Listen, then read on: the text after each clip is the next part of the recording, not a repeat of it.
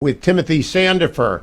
Tim is the head of the legal affairs department at the Goldwater Institute. He's also the author of 7 books, including this wonderful brand new book, The Freedom's Furies, How Isabelle Patterson, Rose Wilder Lane, and Ayn Rand found liberty in an age of darkness. I wanted to get the whole title in there, Tim. I love Freedom's Furies. I'm not so hot on the subtitle here, but well done. Congratulations. I listened to your podcast with Juliet Selgreen of the Liberty Fund, and I realized that at the end of it, you never got a chance to tell people what the book was out of the gate. So let's tell them what the book is out of the gate. Well, it's a history, basically, of the ideas surrounding the unusual story that in 1943, these 3 women who were friends and acquaintances all published books that basically kickstarted the modern free market or libertarian movement. And it's such an interesting situation that's all happened in 1 year. Isabelle Patterson published The God of the Machine. Rose Wilder Lane, who is best known as the daughter of Laura Ingalls Wilder, published a book called The Discovery of Freedom. And of course, Ayn Rand's novel, The Fountainhead, came out that year. And so I wanted to write about what it was that was going on at that time that inspired them to do their work and the influence that their 3 books had in the world. And it is fascinating. This is a combination of intellectual history and literary history with a huge sub rosa introduction to libertarianism. And Tim, I saw it. I used to get it from you from the back row in con law, but it's all through the book. Your critique of Hoover, your critique of FDR. I don't want to say they are condensed versions of the complete critique, but they are certainly excellent introductions to the libertarian critique of both men. Fair? Oh, yes. In fact, really, one of the things that I got most interested in while working on the book was the backstory of how close this country really came to dictatorship in the early 1930s.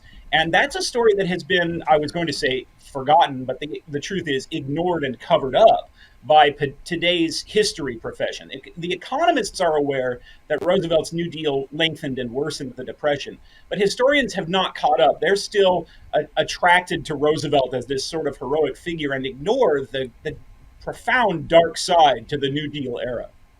You know, Tim, we're going to come back to the counterfactual, which is if FDR did not do what he did, we would have ended up as Bolsheviks. But that's a counterfactual. We'll come back to that. Let's stick with Isabelle Patterson, Rose Wilder Lane, and Ayn Rand, because they're 3 fascinating women. Did any of them have genuine, sustained joy in their life? Because at the end of Freedom's Furies, I don't think so. Well, Patterson was a very cantankerous and frustrated woman. She was born in 1886 on the Western frontier. She grew up in the pre-World War I era, which she regarded as a lost Atlantis of freedom and opportunity that America had then destroyed with the coming of Hoover and Franklin Roosevelt. And she died, I think, really pessimistic about the future of this country in 1961. Lane, it's harder to tell. Lane went through periods of great optimism and periods of great pessimism. She also was born in 1886, and she secretly co-authored the Little House on the Prairie books with her mother.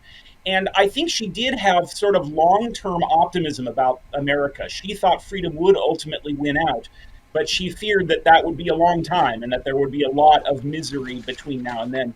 And then Rand, I think she was fundamentally optimistic for the same reason, but she had real fears that both right and left in this country were setting America on a path to destruction. You know, Tim, I read this carefully, looking for commonality and threads. I know that many libertarians are agnostic at best and atheist at worst. Ayn Rand is a out-and-out atheist.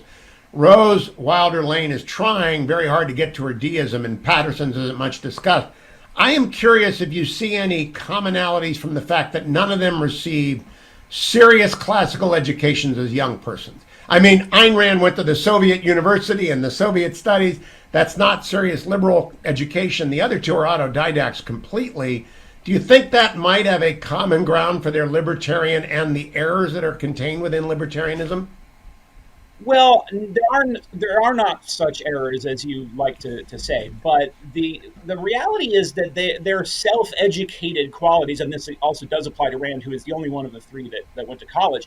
Their self-educated quality, I think, did have a lot to do with their view about self-made individuals. They had a great deal of respect for people who had pulled themselves up by their own bootstraps because they had largely done that themselves, as opposed to having things handed to them. In fact, Patterson really thought that the Roosevelt New Deal was the product of what she called mama's boys, who had grown up, trust fund kids who thought that the ideal government was sort of a mother welfare state that would pamper Americans and oversee their entire lives.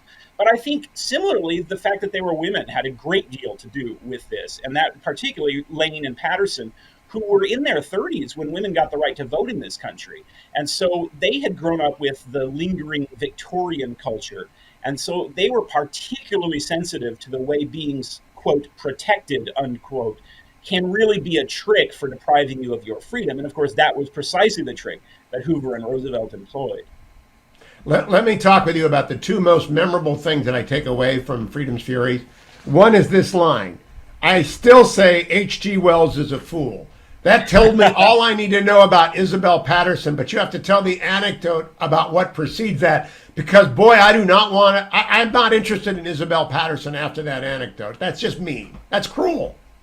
Well, Patterson was a very cantankerous person. People who knew her described her as acidulous, or one line was that no rubber plants ever grew again in a room through which she had walked.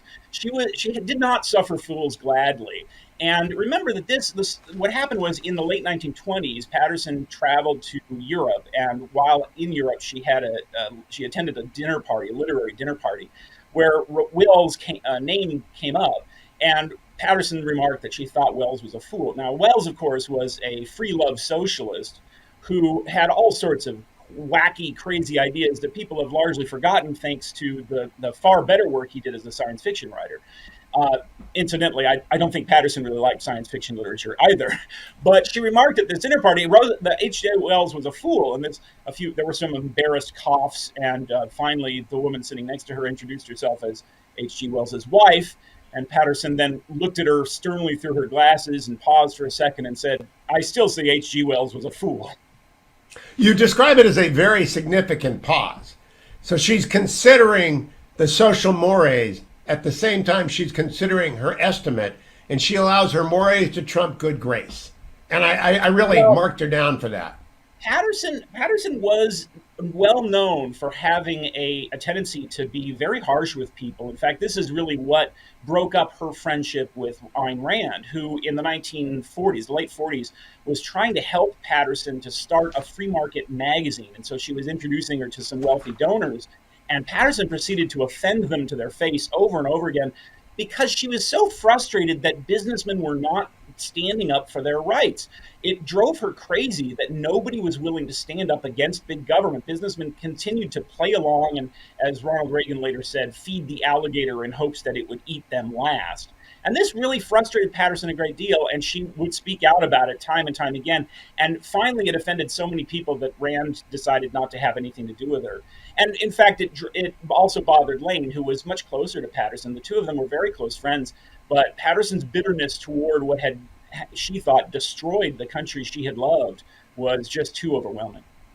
Now, I want to make sure people know, I got into the Little House on the Prairie books when my now adult daughter was 6 or 7, and we read them all. It was a way to teach her how to read. So I love those books. The backstory of the books are in Freedom's Furies. But so is the fact, I didn't know anything about Rose Wilder Lane. Nothing. Never heard her name before until I read this book. And then I find out she was more famous than her mother. Apparently so, but I'm like, I got a blind spot on libertarianism, as well you know. But I want to point out she wrote the great American, what was it called? The Women's Day book on American needlework. And that's right. She explained her theory, because I read that out loud to my wife, who loves needlework, and I couldn't believe I found it in a book on libertarianism. Yes, Lane is a fascinating character. She wanted to travel. She wanted to be a journalist, and she traveled the world. And in fact, in her 70s, went to Vietnam as a war correspondent. I mean, she was just a fascinating woman. And her final book, published in the 1960s, is the Women's Day Book of American Needlework, and it is actually her most sustained commentary on feminism. Her idea was that throughout world history, the needlework arts, everything from crochet to knitting and so forth, were really a monopoly of women. And that if you looked at American traditional needlework, you could see that how freedom affected female culture in this country. She says America has no peasant style of needlework and no tradition like countries like China did, that restricted the use of certain kinds of needlework to certain classes, socioeconomic classes. She said that didn't exist in America. I mean, in America, women were free to adapt and devise their own styles, and that's why you can see such a flourishing of unusual and unique styles in American quilts and American rugs and American sewing and so forth. It's a fascinating book and a really quite a clever insight on her part. Timothy Sandifer, if I were a smart movie maker, I would option Freedom's Furies and make a series not about Ayn Rand. I'm not interested in her. Not about Isabelle Patterson. But Rose Wilder Lane is a fascinating character. And though she was prone to exaggeration, who is going to cast that first stone in the radio talk show host world? That recurs frequently. That her friends just grew tired of her storytelling. How much do you grow tired of it in being her biographer? Well, I think, a while back, a book came out, actually won the Pulitzer Prize, called Prairie Fires, which is a biography of Laura Ingalls Wilder that actually devolves into just a sustained attack on Rose Wilder Lane's life and calls her a liar and so forth. And I think that's really uncharitable. I think it is true that Lane enjoyed telling large tales about her life. For instance, she claimed that when she was in Europe in the 1920s, she'd interviewed Joseph Stalin and things like this, which maybe she was engaged to the king of Albania? Is that one of right. them? Now, it is possible that she could have met him, and it's possible that something along those lines may have happened, but it seems unlikely that that actually did occur. Anyway, I think what happens is people like to tell tall tales, but also like people in families tend to develop sort of legends as they tell the stories back and forth. And they tend to kind of forget what actually did happen. And then the historian comes along decades later and says she was lying. I think that's kind of unfair. So that's the American. It's the Elizabeth Warren of the right. As she's been caught out in a family lie. I'll be right back. Timothy Sandifer's fabulous new book, Freedom's Furies: How Isabelle Patterson, Rose Wilder Lane, and Ayn Rand Found Liberty in an Age of Darkness. Tim and I are going to talk more about, among other things, E.B. White shows up. And lots of people show up in this book. So it's sort of like social history as well as literary and intellectual history. Go out and get your copy and come right back for more of Timothy Sandifer here. Timothy is the Vice President for Legal Affairs at the Goldwater Institute. I can never remember the chair, Tim, so I'm going to read it. Clarence J. and Catherine P. Duncan Chair in Constitutional Government, author of 7 books, including this new one, Freedom's Furies. And I got in touch with Tim when it arrived. Actually, I got in touch with Tim before it arrived, and I asked him to send me one. Because A, former students should always send their professors every book that they write, because then we show them off. But 2, I don't care for libertarianism. And so you've made it much more winsome here than it has ever been before. And I especially appreciate the full treatment you gave to the deism of Patterson and Lane versus the militant atheism of Rand, and the exchange of letters at the end between Lane and Rand. Let me ask you, if the house of your worst enemy, and first you have to think of if you have any enemies, was on fire, would you help put it out, Tim? It's a great question by Rose.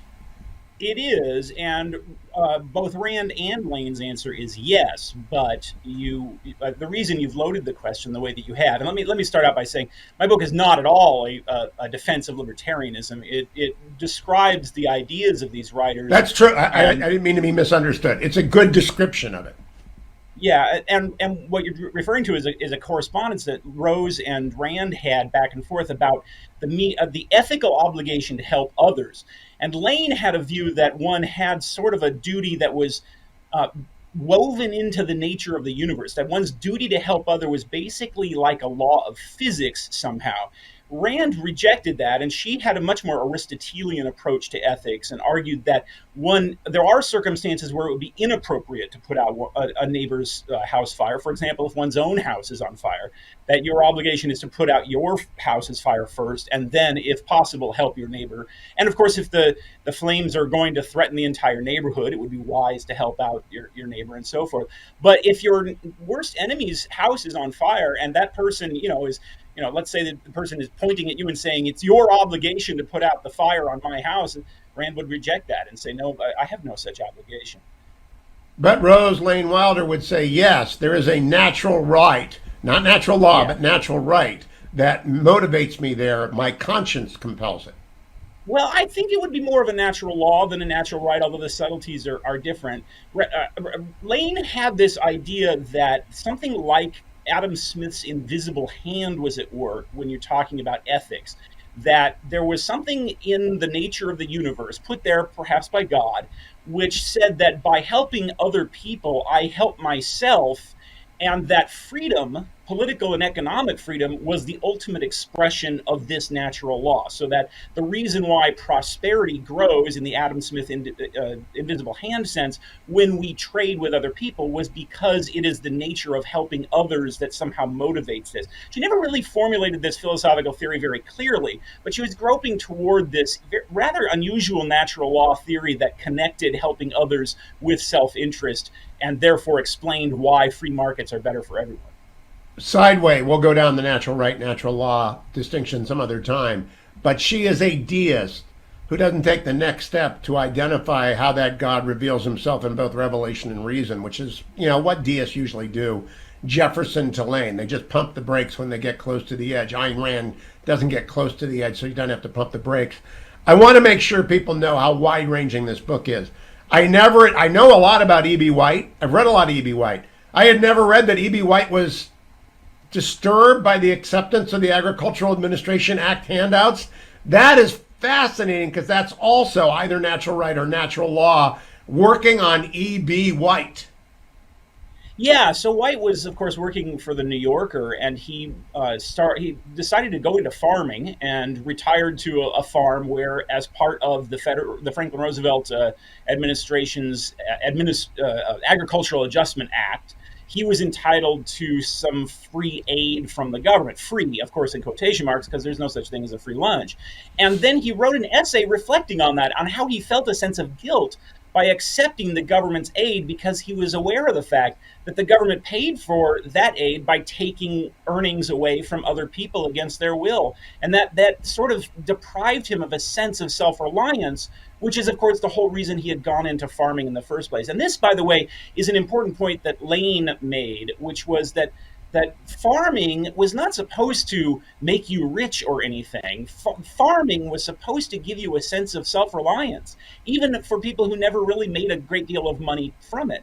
But then the New Deal came along, and Roosevelt's bureaucrats insisted that farming has to be made to pay. And the idea behind things like the Agricultural Adjustment Act or the Resettlement Act were efforts to improve the income of farmers at the expense of their freedom. Whereas Lane pointed out the whole reason why they went into farming was to be free, not to become rich. When we come back from break for the off-air but extended broadcast of Freedom's Furies discussion with Timothy Sandifer, we're going to dive into whether or not there was an option for Roosevelt and Hoover, as described by these three women who stand astride the New Deal shouting stop. And ineffectively so, I might add, but beautifully written. Freedom's Furies is now out, and Tim, we're going to talk after the break about why you even came to this. I mean, this is a very surprising book from Timothy Sandifer, who's written about Frederick Douglass and about the Constitution as an extraordinarily good litigator. This is down a frolic and a detour for Tim, sort of. If I haven't already told you this, Tim is my former law student, maybe the smartest, the equal of any other law student I've had, but boy, what a pain in the neck.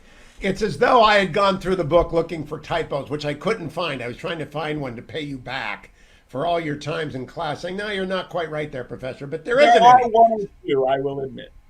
There are? Would you send me a list so I can point them out? For you, Professor.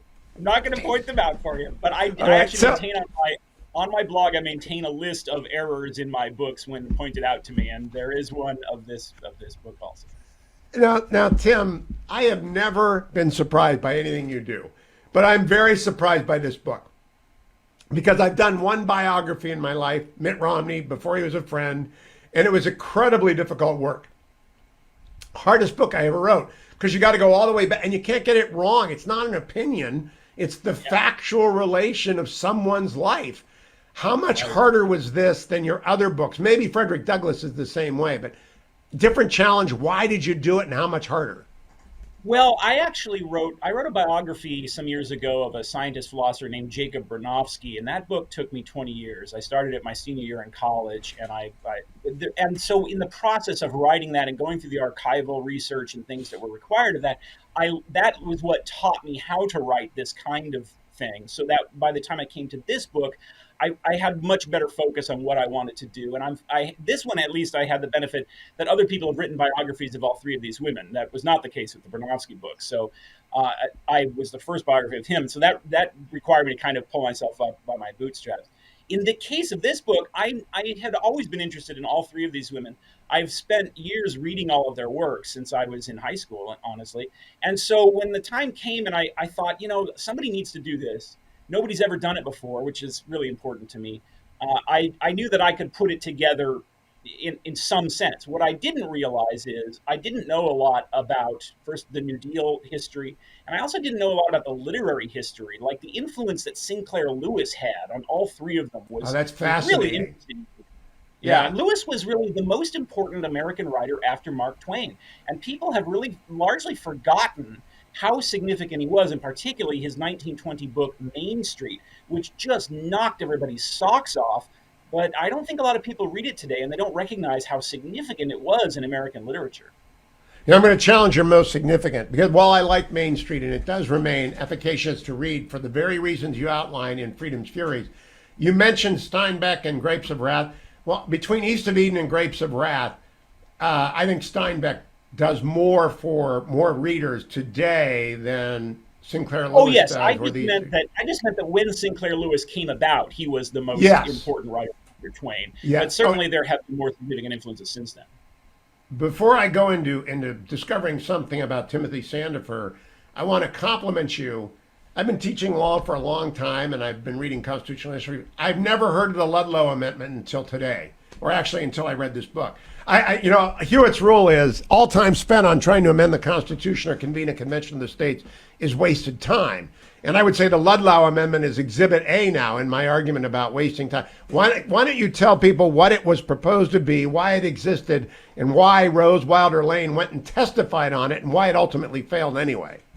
Well, I'll start by saying you're definitely wrong about it being wasted time for at least this reason that attempts to amend the Constitution often turn into interpretations of existing law or changes in state law. The most obvious example is the Blaine Amendment, which was a failed amendment to the U.S. Constitution that ended up in a lot of state constitutions and turned out to be of great significance. The Ludlow And is Amendment was an almost always effort. unconstitutional. Agree with me? We can talk about that some other time. The Ludlow Amendment was an effort to say that you can't go to war unless you have a nationwide plebiscite on the issue, except in cases of actual invasion. So there'd have to be an actual referendum by the voters in order to go to war. And this was proposed in the late 1930s. And it was backed by Rose Wilder Lane and others who had gone through World War One. And we forget what an incredible horror World War One really was because World War Two overshadowed it. But World War One was just a horrendous experience and transformative in world history. And they were so afraid of something like that ever happening again. And so a congressman named Ludlow proposed this amendment, and Lane testified in favor of it in Congress. But it ended up failing shortly before World War Two broke out. And drawing the attention of Eleanor Roosevelt, of all people, to condemn the Rose Lane Wilder critique of the or support for the Ludlow Amendment. It's a really dumb idea, don't you think? I do. I don't think it's a wise idea, and I agree with Roosevelt's primary critique, which was that in diplomacy, you need to be able to carry a big stick, and behind your back, the threat of possibly backing up with force, and that would not have been quite as. It would still been there, but it would have been weakened severely if the Ludlow Amendment had been passed. Now, Tim, let's back up to the bigger issue here. All these women came to your attention because they are libertarians opposed to the New Deal. And I think the New Deal did us great damage. But I always like to ponder the counterfactual. Hoover did the best he could, but they don't call him the great engineer because he doubted the ability of experts to run everything. And you and I do doubt that ability of experts to run everything. But Right. FDR comes along, he takes the Hoover tinkering and turns it into remolding. The counterfactual is if he had not done so, we would have had Bolsheviks around.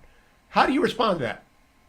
Well, that is certainly is what Roosevelt claimed. He claimed that he had to, moderate or tie down capitalism in order to avert a Bolshevik revolution.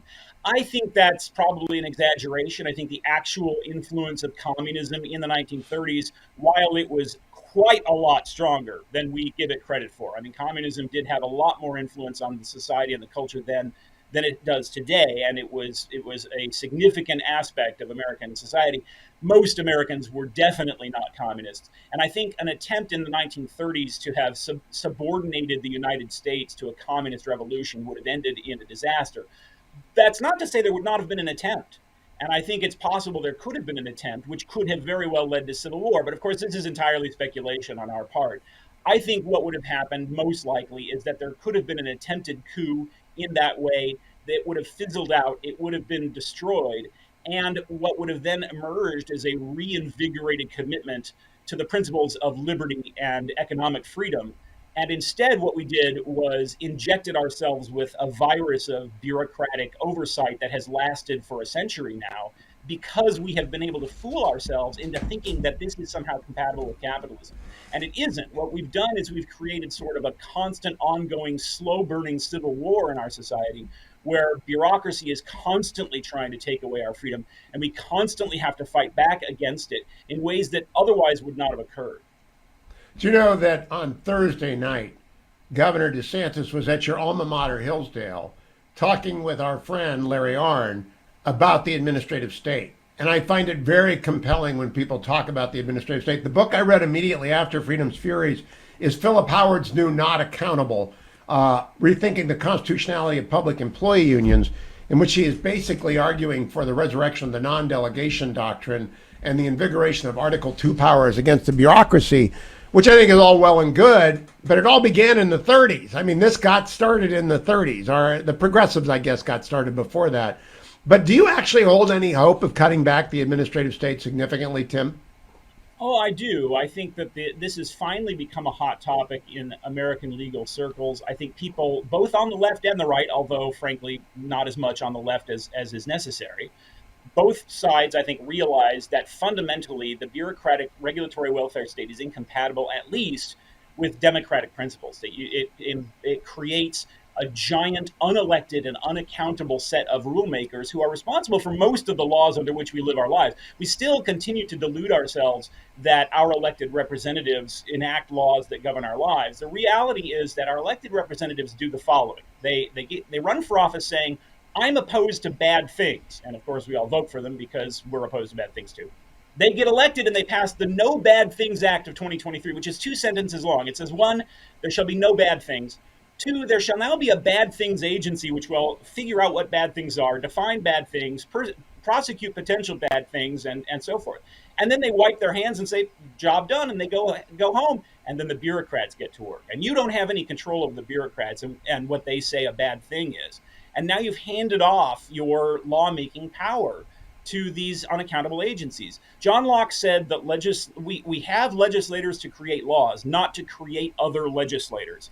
And unfortunately, thank you primarily to Franklin Roosevelt, most of the laws that we live under today are adopted in this undemocratic, anti-democratic way. And I think a lot of people are waking up to that fact. They are, and that's a topic for another day. I want to go back to Freedom's Furies. And Tim, I am fascinated by the choice you made to call them the Furies as opposed to the prophets, because they are ineffectual as Israel's Old Testament prophets were ineffectual in turning Israel away from their errors. The Furies were never ineffectual, man. They executed justice until Athena came along. But it's a wonderful title, Freedom's Furies. By the way, do you know the lunch rule that you've got to say a title 7 times in every interview or people won't remember Freedom's Furies? Are you sure it's not the Hewitt rule? Because you're the only person I've heard quote it. No, Luntz came up with it, so I have to give him fairness about it. But when I was listening to The Great Antidote, and by the way, it's a fine podcast, but you didn't even blanch when Juliet said she wasn't aware that FDR served 4 terms. You know, I just don't know what to say. As a teacher, you should have more patience with the young. Yeah, so I borrowed the term Furies from William F. Buckley, who famously referred to all three of these women as the three Furies of modern libertarianism. And I think the Furies is kind of a fun term because in Greek mythology, the Furies were the gods who pursued lawbreakers, and particularly people who had broken their oaths. And in the Orestia, Aeschylus portrays them as being transformed by the goddess of reason. She changes their name to the blessed ones or the gracious ones. And so I thought that was a fun image to describe these three women who, again, were friends and co-workers, colleagues in pushing back against the rise of the bureaucratic state and the approach to dictatorship that this country took in the 30s. You know, Tim, you've just brought me to a fundamental Tim Sandifer question. Through an era of economic catastrophe and worldwide war, Patterson, Lane, and Rand resorted to persuasion in support of the principles of freedom and the rule of law that they hoped would secure forever the American dream they so loved. There certainly is a grace in that. And I made a little note to myself, what in the world is Sandifer talking about grace for? What do you mean by grace? Do you mean justice? Uh, in an elegant sense, also, I think the term grace is a nice pun on both the capacity to enforce the rules, but also to do so in a gentle manner. Okay, so it's not the good. Uh, I suppose. Honestly, I had not contemplated how the philosophical depth of using this pun. Well, okay. I just thought grace connotes good. Good connotes natural law and natural right. And so now I go to Timothy Sandifer. I've never asked you this because I don't think it's appropriate for professors to ask teachers, but it certainly is for interviewers to ask authors. Tell me where you went to high school and how you ended up at Hillsdale. I went to Eisenhower High School in Rialto, California, and I went to a community college after that for 2 years, Chaffey College in Cucamonga, California. And then I discovered Hillsdale like just about everybody else through Imprimis. We used to joke that the reason it's the world's leading journal of opinion is because everybody gets 4 copies a month, whether they subscribe to it or not. And then I transferred there from my community college because for two reasons, primarily. First, I was very much drawn to its emphasis on political and economic liberty. And secondly, because I really liked the idea of an education in the style of 1843. And that's exactly what I got. All right, now it is not ironic, but certainly coincidental that when you introduced me to E.B. White's problems with the Agricultural Administration adjustment, the Agricultural Adjustment Act of the FDR early New Deal, is also the week that the New Yorker went and profiled Hillsdale. Have you read that profile yet? No, I didn't know about it. It's a thinly disguised hit piece on Arnn, on Hillsdale, and on, oh gosh, I got to read to you what the author said about, I just want your reaction to this. I graduated from Hillsdale a quarter of a century ago, so. Have you been back? Only once or twice, briefly to speak on campus. Okay, let me read to you what she says. Throughout the years, Larry Arnn has accrued another powerful set of Hillsdale allies, small city gentry types, who often have made modest fortunes in obscure industries, and who have been persuaded to dedicate some of their life's earnings to the school despite not having attended it. What do you make of that term, small city gentry types, who have made moderate fortunes in obscure industries? Well, if she intends it as an insult, that kind of backfires because it strikes me as a compliment. And actually, this actually does connect to my book. Yes, it does. Patterson and Lane both particularly, I mean, all three of them, but especially Patterson and Lane. Remember, they were 20 years older than Rand, so they had experienced the America of the turn of the century, whereas Rand escaped from the Soviet Union in the 1920s, so she wasn't familiar with this history, that cities, particularly at the beginning of the 20th century, were largely the handiwork of people who were very devoted to making their city matter, particularly consider New York City. In the few years surrounding 1900, all of the major institutions that we think of as characteristic of Manhattan were created, and they were created by city fathers. Everything from the Museum of Art, right, to the American Museum of Natural History, the Met. Rockefeller Center is your example in the book. Yeah, and these things were built around the turn of the century by people who were devoted to making their city matter, and they put private capital into it. Right, the Rockefeller Center, it was at the time the largest single project ever undertaken by private capital, and it's not just New York City; it's cities all over the country, Seattle and Los Angeles and San Francisco, and people took a lot of pride in their cities, and they did this through private means primarily. Now, there was a lot of government subsidization, and that led to the kinds of problems that government subsidies typically lead to. But this was a point that really mattered to Patterson, especially that the America she had known had been the work of people who took pride in their cities and devoted their efforts to making things special in their community instead of asking the government to do it. And so, if by city gentry this writer means people who are devoted to making their cities better and preserving the principles upon which this country was built, I don't see how that could possibly be a bad thing. Well, it's a caricature, an attempted smear by someone who lives in Manhattan and embraces the New Yorker cover, the famous one where there's only New York and everything else is a small dot on a distant map. But that sort of ruling class elitism suffuses the article in the New Yorker and is perfectly encapsulated in the quote I read to you. But it is something against which these three women struggled mightily. They loved the frontier, or at least they loved, in the case of Rand, they loved the idea of the frontier. But Patterson and Wilder in your book, Wilder Lane, obviously know the hardships that go with the frontier life. And they're not Oh, going to yeah. be quick to say, oh, do we wish the frontier was back? Because I'm not sure either of them want the frontier back. No, no, they knew that it was very difficult, and there were real downsides to it, particularly the gossip and social oppression that came along with small city life was something they were very familiar with. But they also knew you don't get any. There's no such thing as a free lunch. They knew there were downsides to everything, and they preferred that to the kind of bureaucratization, blacklisting, and government control that came along in the 1930s. So. This is not in my notes, but I want to ask you, I'll remember it from memory. I think it's Rose Wilder Lane who objects to calling the Homestead Act the giveaway of free land. Am I right about that? Oh, yes. In fact, her best selling novel was called Freeland, and it was written largely as a refutation to people who, in the 1930s, claimed that earlier generations had it easy because they got free land from the government through the Homestead Act. And the whole point of the novel is to show that it was not free in any sense. They worked their butts off for that land. And the idea that it was some kind of a handout is really absurd. Well, that's so illustrated in Steinbeck, East of Eden, where Sam Hamilton gradually grows up a lot of land that doesn't yield anything. So his whole life is spent on a ranch that just doesn't produce anything, but the work that goes into it, the labor is extraordinary.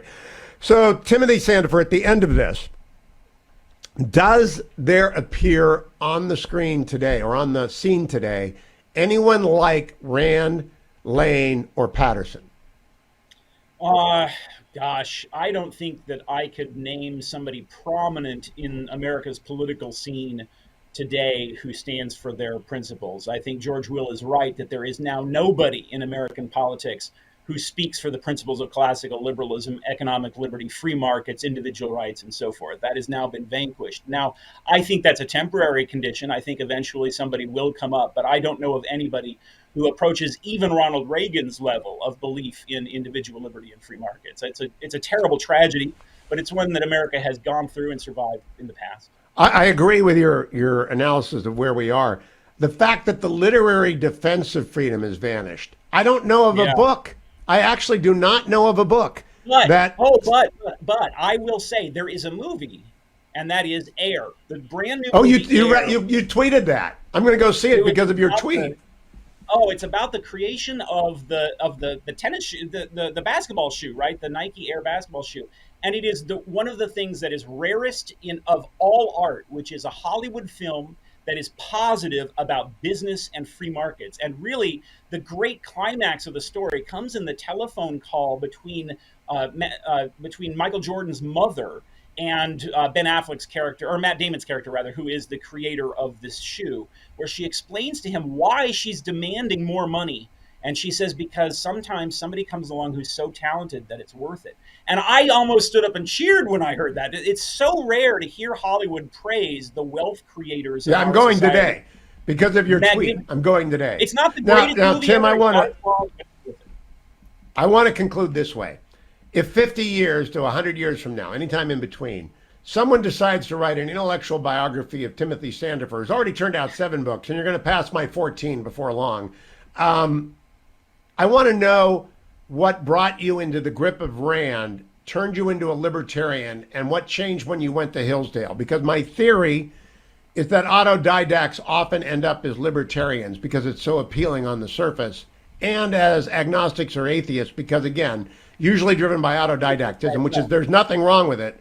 But you and Ken Grubb and many other people, not Straussians, but definitely libertarians, what happened to you? How did your intellect evolve? Well, when I was in ninth grade, my parents took me to a show where a fellow did a performance pretending to be Thomas Jefferson and gave a speech and then answered questions from the audience as if he was Thomas Jefferson.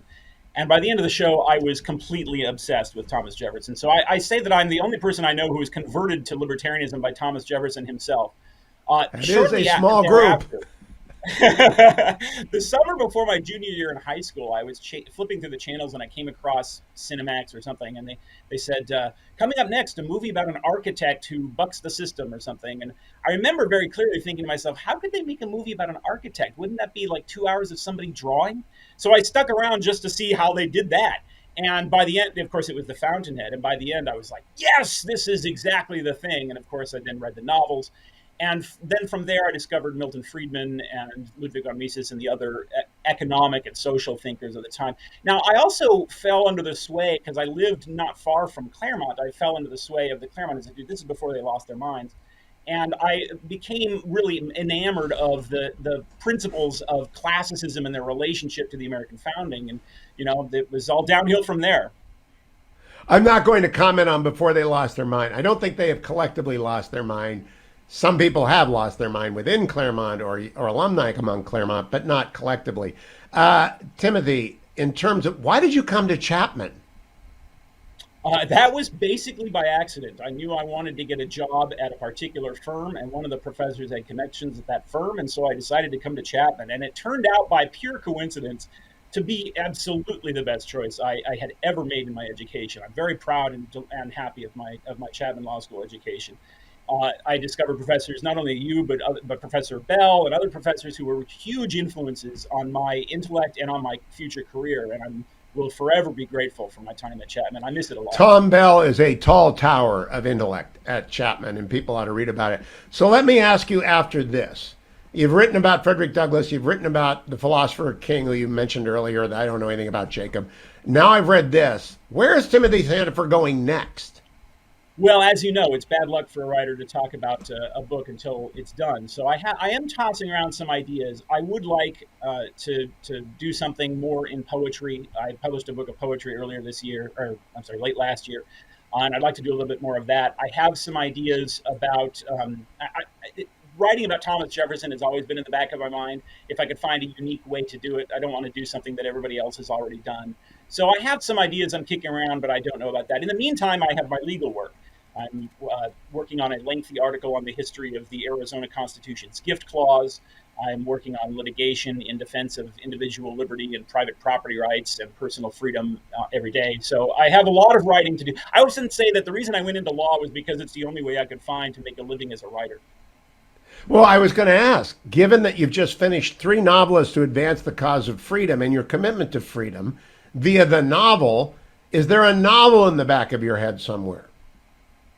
There is, but I don't know whether I'll ever have the time to do it. Writing a novel is a hugely different task than writing nonfiction. I remember reading an interview with Isaac Asimov where he said that he could write 3 nonfiction books simultaneously, but when he was writing his novels, he had to do nothing but just that. And I think it does take an entire new level of concentration to write fiction, and I don't know whether I could ever squeeze that in with the other tasks that I do.